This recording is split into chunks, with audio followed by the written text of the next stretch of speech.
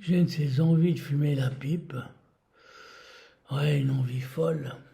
Malheureusement, j'ai juré à ma femme de ne plus jamais fumer la pipe parce que c'était mauvais pour ma santé, ainsi que pour la santé de ma chère épouse, bien entendu.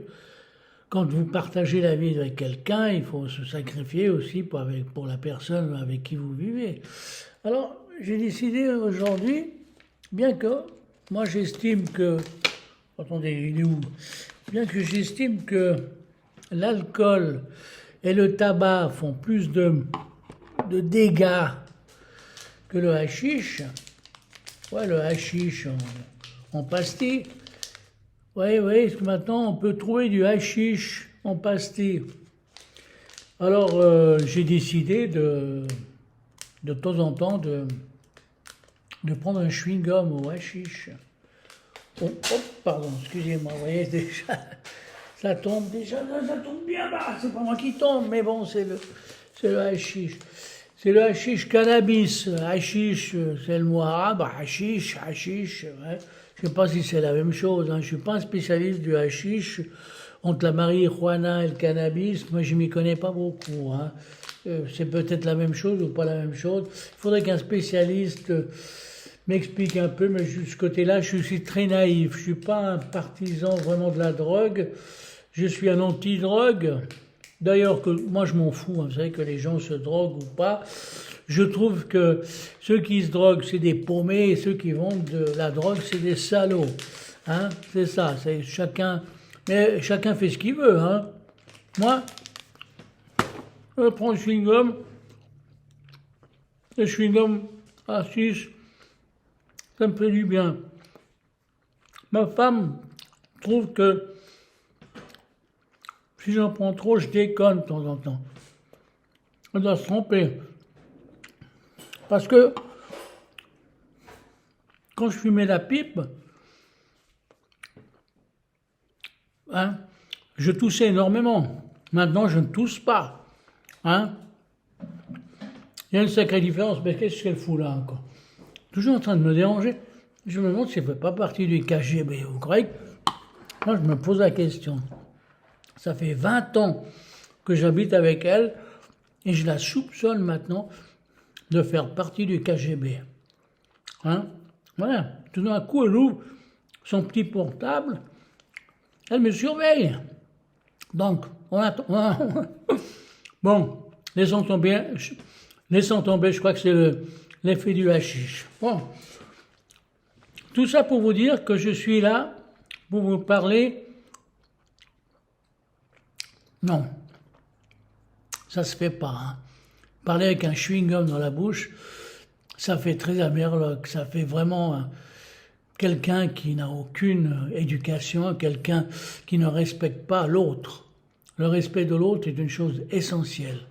Donc le chewing-gum, tant pis pour le chewing-gum, tant pis pour la chiche. Stop, venons aux choses sérieuses. Alors écoutez-moi bien. Je vous parle parce que depuis ma fenêtre, depuis quelque temps, je vois des gosses se balader. Et puis ma femme m'a dit, comme elle est une experte en espionnage, elle m'a dit que ce sont des enfants ukrainiens. Alors évidemment, moi, comme curieux de nature, hein, j'ai une âme de journaliste innée. J'ai tendu mon oreille, bien que d'un côté celle-ci est sourde, alors j'ai l'oreille droite, et j'ai écouté, effectivement, il parlait une langue qui ressemblait au russe. Et ma femme m'a dit, mais c'est de l'ukrainien. Et petit à petit, en observant bien, effectivement, après j'ai vu sortir sa mère, son père, son chien, oh non, pas le chien, peut-être pas le chien, et je me suis dit, ce sont des enfants ukrainiens. Ça, c'est le côté rigolo, n'est-ce pas?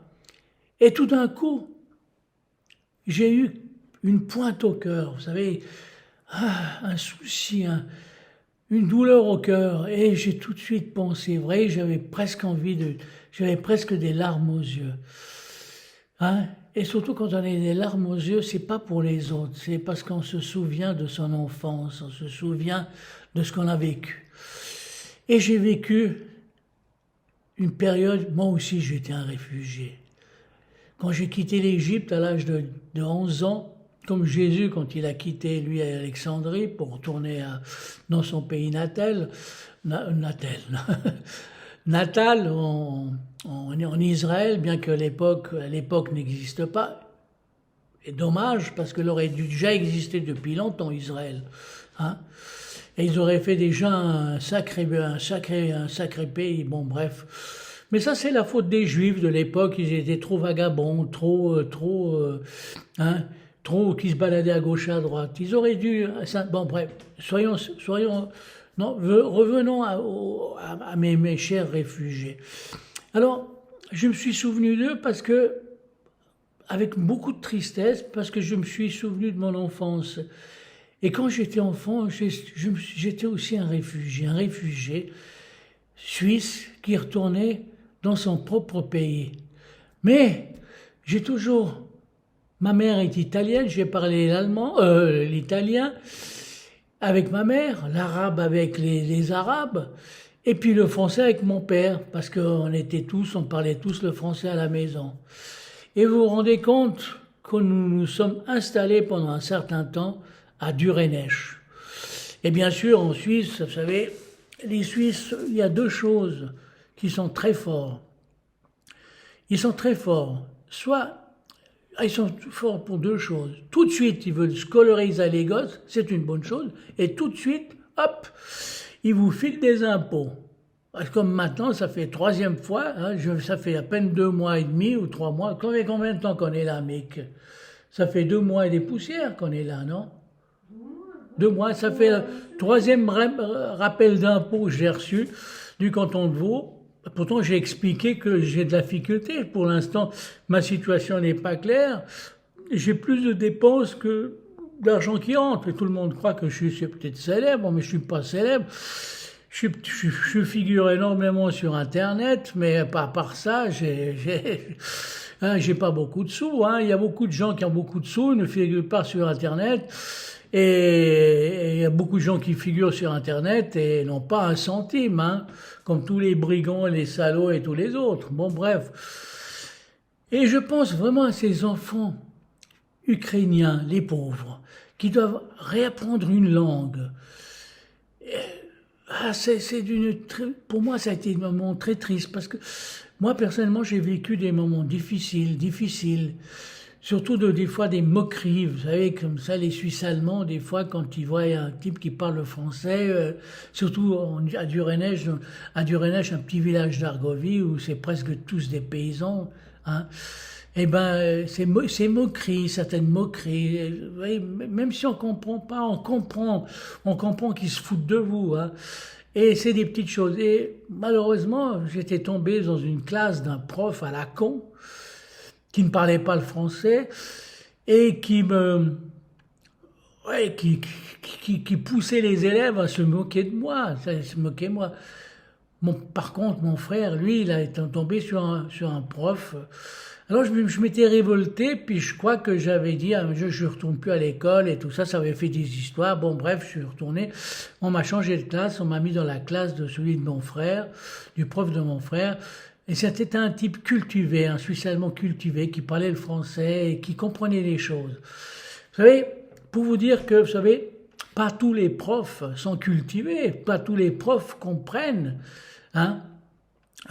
Et je suis sûr que certains réfugiés risquent de tomber sur des mauvais profs qui n'ont pas le sens, des gens ou d'extrême droite, ou des racistes, ou j'en sais rien, qui se moquent de vous. Vous voyez ce que je veux dire? C'est infernal. Et j'ai pensé à ça, vous voyez, tout d'un coup, il y a toujours, à mon âge, à 76 ans, revenir dans mon pays comme un réfugié. Oui, je suis un réfugié. J'ai fui la Russie à cause des événements qui se passent. Non forcément à cause de ce zigoto là qui bombarde l'Ukraine comme un va-nu-pied. C'est vrai que c'est une folie ce qu'il fait. Mais aussi parce que pour les sanctions suisses, parce que les Suisses ils ont coupé ma retraite, l'histoire comment on appelle, du switch, j'arrive jamais à prononcer ce mot. Du coup, je recevais pas ma retraite en Russie. Hein. J'ai fui la Russie à cause de ça. Et puis j'ai aussi fui parce que je ne supporte pas un régime à la con. Bon, ouais, ma femme, elle me dit tais-toi. Bon, bien sûr, elle a l'habitude du KGB. Bon. Ouais, mais elle me dit de me calmer. Faut le faire. Pourquoi je dois me calmer, hein? Non, bon, j'exagère. J'aime bien un peu jouer à la comédie, hein, pour vous dire. Pour vous dire, voilà. Ben, c'est pas toujours facile d'être un réfugié. Encore, j'ai l'impression que des fois, c'est pire que d'être un réfugié dans son propre pays. C'est ça qui me désole.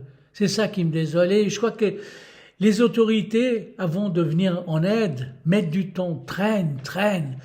C'est ça la traîne.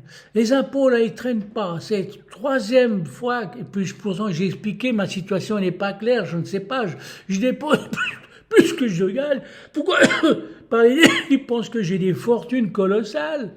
Oui, ils pensent que j'ai peut-être vendu 100 000 bouquins. Oh, si seulement, si seulement. Ah, que Dieu les écoute. Mais bon, Dieu est sourd. Dieu est sourd. Dieu est sourd. Oui, il est sourd. Parce que s'il n'était pas sourd, il n'y aurait pas cette guerre en Ukraine. Oui, et il n'y aurait pas de réfugiés sur cette terre. Merci beaucoup. Au revoir.